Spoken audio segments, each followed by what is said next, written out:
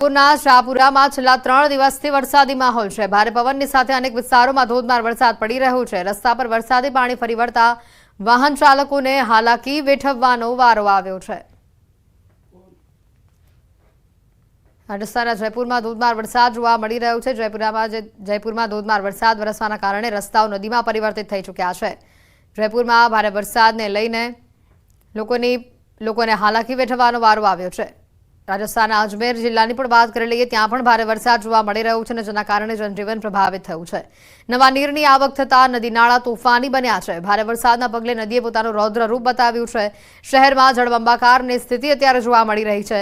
નીચાણવાળા વસાહતો અને પૂરગ્રસ્ત વિસ્તારોની અંદર અત્યારે પાણી ભરાઈ ચૂક્યા છે, જેના પગલે વાહન ચાલકો અને રાહદારીઓને મુશ્કેલીઓનો સામનો કરવો પડી રહ્યો છે। ભારે વરસાદથી અનેક ગામોનો સંપર્ક કપાયો છે। રાજસ્થાનના ટોંક પંથકની પણ વાત કરી લઈએ, નદીઓ આ વિસ્તારમાં ગાંડીતૂર થઈ છે। નદી નાળાએ રૌદ્ર સ્વરૂપ ધારણ કરતા લોકોને નદી કિનારે ન જવા માટે તંત્ર દ્વારા સૂચના આપી દેવામાં આવી છે। ભારે વરસાદના કારણે નદીનું જે જળસ્તર છે તે સતત વધી રહ્યું છે। કોઝવે પાણીમાં ગરકાવ થઈ ચૂક્યો છે। જોખમી સ્થળો પર ચેતવણીના બોર્ડ પણ લગાવવામાં આવ્યા છે, બેરિકેડ લગાવવામાં આવ્યા છે, ગાર્ડ અને સ્વયંસેવકોને પણ તૈનાત રાખવામાં આવ્યા છે।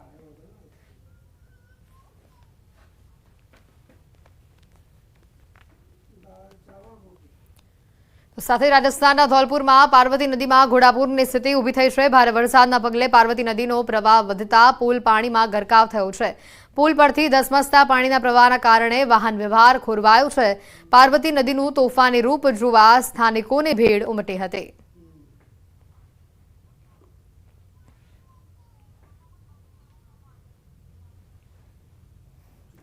પાર્વતી નદી પરનો આ પુલ જે આખો પાણીમાં ગરકાવ થઈ ચૂક્યો છે, છતાં પણ લોકો બાઇક લઈને આ રસ્તા પરથી પસાર થતા જોવા મળી રહ્યા છે। કેટલાક લોકો એકબીજાનો સહારો લઈને ચાલતા આ રસ્તા પરથી પસાર થતા જોવા મળી રહ્યા છે। મોટી સંખ્યામાં પાર્વતી નદીના આ રૌદ્ર સ્વરૂપને જોવા માટે આસપાસના લોકો પણ ઉમટ્યા હતા।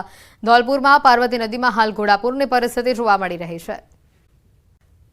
પાડોશી રાજ્યમાં વરસાદ જોવા મળી રહ્યો છે, જેના કારણે ગુજરાતના ડેમોમાં પણ નવા નીરની આવક થઈ છે। દક્ષિણ ગુજરાતના ઘણા ડેમોમાં પાણીની સારી આવક જોવા મળી રહી છે। નવસારીના વાંસદાનો જૂજ ડેમ ઓવરફ્લો થયો છે।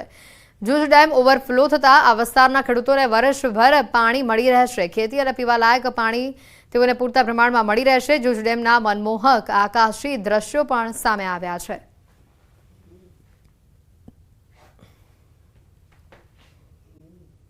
જિલ્લાના કેટલાક ભાગોમાં ગત ચોમાસાની સરખામણી આ વર્ષે અત્યાર સુધીમાં ઓછો વરસાદ નોંધાયો છે। ઓછા વરસાદથી ખેડૂતો ચિંતિત બન્યા છે। ખેડૂતોએ મોંઘા ખાતર બિયારણ લાવી કપાસ, તુવેર, ડાંગર, શાકભાજી સહિતના પાકોની વાવણી કરી છે, પરંતુ મેઘરાજાએ લાંબો વિરામ લીધો। ઓછા વરસાદને લઈને શાકભાજીમાં ઈયળોનો ઉપદ્રવ થતા ખેડૂતોને ભારે નુકસાની વેઠવવાનો વારો આવ્યો છે। ઓછા વરસાદને લઈને નદી નાળા તળાવ ખાલી છે। મેઘરાજા મન મૂકીને વરસે તેવી ખેડૂતો કુદરત પાસે આશા રાખી મીટ માંડીને બેઠા છે। જો કે જિલ્લા ખેતીવાડી વિભાગના અધિકારીના જણાવ્યા અનુસાર હાલ જિલ્લામાં 1,63,000 હેક્ટરનું ખેડૂતોએ વાવેતર કરેલું છે, જ્યારે ગત વર્ષે 1.74 લાખ હેક્ટર જમીનમાં ખેડૂતોએ ચોમાસાની ખેતીનું વાવેતર કર્યું હતું। અમારે પાક લગભગ નિષ્ફળ જવાની ભીતિ છે। કપાસ મોંઘું બિયારણ લાઈન વાવેતર કર્યું છે, ડાંગર કરી છે, પછી આ દિવેલા કરવાની હવે અમારે ટાઈમ થઈ જ ગયો છે, પણ હવે કરવાનું શું, વરસાદ છે નહીં, એટલે હવે બહુ મૂંઝાઈને બેઠા છીએ।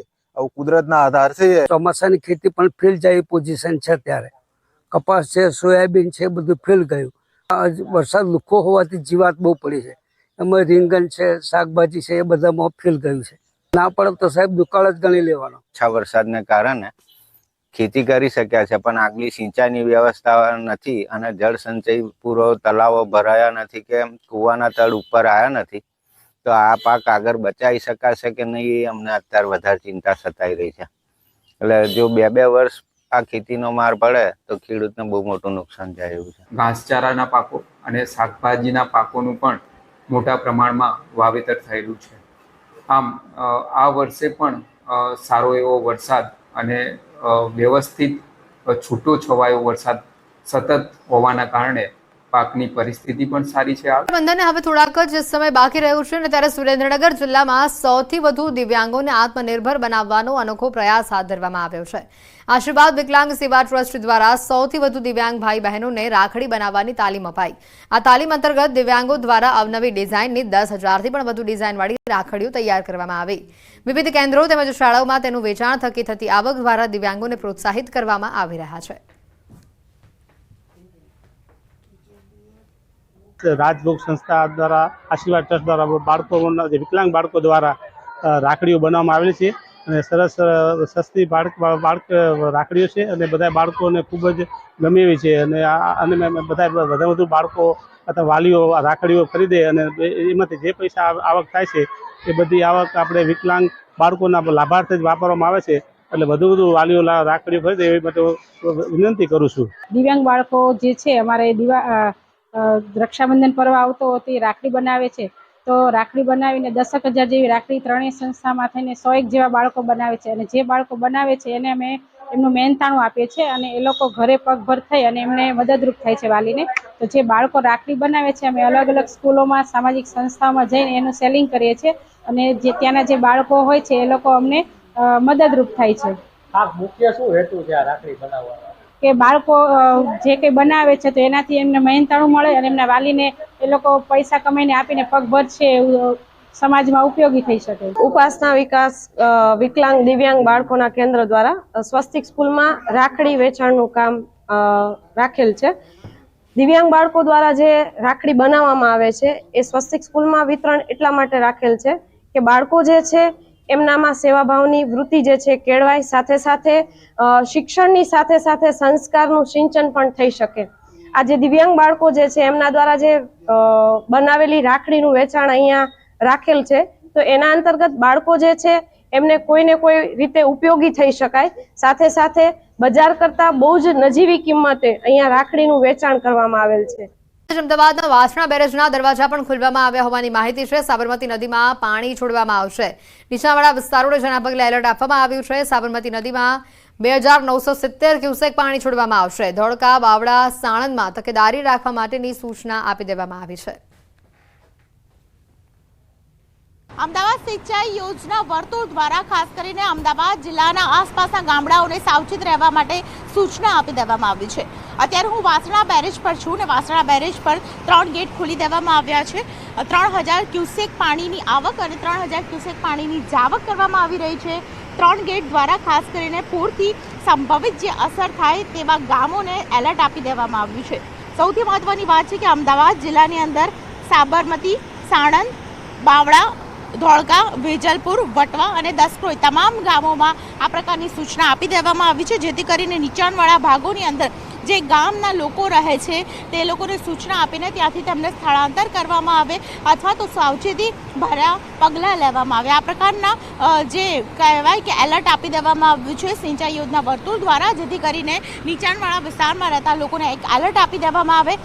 ઉપરવાસમાં જે વરસાદ પડ્યો અને તેને કારણે સાબરમતીમાં નવા નીર આવ્યા છે, પરંતુ આ નવા નીરની સાથે જે પાણી છોડવામાં આવી રહ્યું છે તે કોઈની માટે અસરગ્રસ્ત મોટી અસર ન પામે તે માટે વિશેષ પ્રકારે તકેદારીના ભાગરૂપે ખાસ કરીને એક્શન મોડમાં તંત્ર છે અને તેની સાથે તેમને એલર્ટ પણ આપી દેવામાં આવ્યું છે. કેમેરા પર્સન પંકજ બકવાણા સાથે દીપિકા કુમાર, ન્યૂઝ 18 ગુજરાતી, અમદાવાદ. રાજધાની દિલ્હીમાં વરસાદી માહોલ જામેલો જોવા મળી રહ્યો છે. ગાજવીજ અને ભારે પવનની સાથે મેઘરાજાની પધરામણી થઈ છે. ધોધમાર વરસાદ થતા વાતાવરણમાં ઠંડક પ્રસરી છે. દિલ્હીની તસવીરો. ભારે વરસાદ હાલ દિલ્હીમાં પણ જોવા મળી રહ્યું છે. ધોધમાર વરસાદ વરસતા વાતાવરણમાં ઠંડક પ્રસરી છે. સમગ્ર ઉત્તર ભારતમાં અત્યારે ચોમાસું જામી ચૂક્યું છે. દિલ્હી, એનસીઆર સહિત હરિયાણા, પંજાબ, રાજસ્થાન, ઉત્તર પ્રદેશ, ઉત્તરાખંડ સાથે કાશ્મીર અને હિમાચલ પ્રદેશમાં પણ કાળા ડિબાંગ વાદળો છવાયેલા છે. ત્યારે હવામાન વિભાગે વરસાદને લઈને દેશના 23 રાજ્યોમાં આગાહી કરી છે. ખાસ કરીને પંજાબના અંબાલામાં ધોધમાર વરસાદ વરસ્યો છે.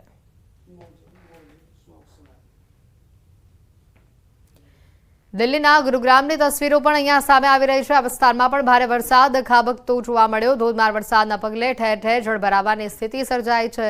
દ્રશ્યોમાં જોઈ શકાય છે કે ચોતરફ જળબંબાકાર છે. રસ્તા પર સૈલાબ જેવી સ્થિતિ સર્જાતા વાહન ચાલકોને ભારે હાલાકીનો સામનો કરવો પડ્યો. કેટલાક સ્થળે વાહનો બંધ પડી જવાની પણ ઘટનાઓ બની છે. રસ્તા પર નદીના પાણી વહી રહ્યા હોય તેવો ઘાટ ઘડાયો છે. વરસાદ ખાબકતા વારાણસીના 85 ઘાટ ગંગામાં ડૂબી ગયા છે. યુપીના 12 જિલ્લામાં પૂર જેવી પરિસ્થિતિ છે. વારાણસીમાં કાશી વિશ્વનાથ કોરિડોરની સીડીઓ સુધી ગંગાનું પાણી પહોંચી ચૂક્યું છે અને જેના કારણે બાબા વિશ્વનાથ ધામના ગંગા દ્વાર સહિત 3 દરવાજાથી પ્રવેશ બંધ કરી દેવામાં આવ્યો છે. આ તસવીરો તમે જોઈ શકો છો. કમરથી ઉપરના પાણી આ વિસ્તારમાં ભરાઈ ચૂક્યા છે. 85 ઘાટ ગંગામાં ડૂબી ગયા છે. વારાણસીથી આ તસવીરો. યુપીના 12 જિલ્લામાં હાલ પૂરની પરિસ્થિતિનું નિર્માણ થયું છે. ખંડના હરિદ્વારમાં પણ મેઘરાજા મેઘતાંડવ કરી રહ્યા છે. ધોધમાર વરસાદ થતા ચિલ્લા ડેમમાં ગાબડું પડ્યું છે. ડેમમાં ગાબડું પડતા જળબંબાકાર જેવી સ્થિતિ સર્જાઈ છે. ઋષિકેશ તરફથી આવતા લોકો જીવના જોખમે કોઝવે પસાર કરતા નજરે પડી રહ્યા છે.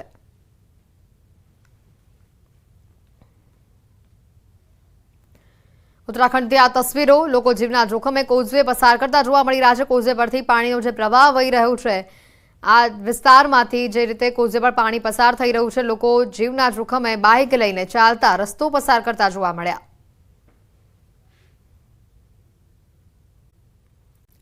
તો આ તરફ મુશળધાર વરસાદે હિમાચલ પ્રદેશની હાલત પણ બગાડી નાખી છે. સતત અને અવિરત વરસાદના કારણે હિમાચલની નદીઓ ગાંડીતૂર થઈ છે. ધસમસતા પાણી વહેતા થતા કેટલાક વિસ્તારો બેટમાં ફેરવાઈ ચૂક્યા છે. મંદિર પણ પાણીમાં ગરકાવ થયું હોવાના આ દ્રશ્યો સામે આવ્યા છે. તો આ તરફ પહાડી વિસ્તારોમાં પણ સ્થિતિ ભયાનક છે. ભારે વરસાદના કારણે ભેખડો ધસી પડવાની પણ ઘટનાઓ સામે આવે છે. ભેખડ ધસી પડવાની ઘટનાથી પહાડી વિસ્તારોમાંથી પસાર થતા વાહન ચાલકોને હાલાકીનો સામનો કરવો પડ્યો.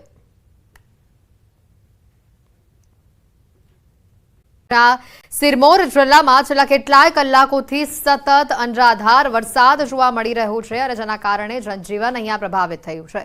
સિરમૌર જિલ્લામાં મોડી રાતથી જ ભારે વરસાદ ચાલુ છે. અનેક રસ્તાઓ પર અવરજવર બંધ કરવામાં આવી છે. સતત વરસાદના કારણે નદી નાળાના જળસ્તરમાં પણ વધારો જોવા મળ્યો છે.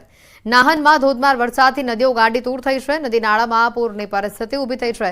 કેટલાક પુલ પાણીમાં ગરકાવ થવાના આરે છે. ભારે વરસાદના કારણે યમુના અને માર્કંડા નદીઓ ખતરાના નિશાનથી ઉપર વહી રહી છે. તેથી વહીવટીતંત્ર લોકોને સતત એલર્ટ રહેવાની અપીલ કરી રહ્યું છે. ભારે વરસાદના કારણે અનેક વીઘામાં વાવેલો ડાંગરનો પાક સંપૂર્ણપણે નાશ થયો છે.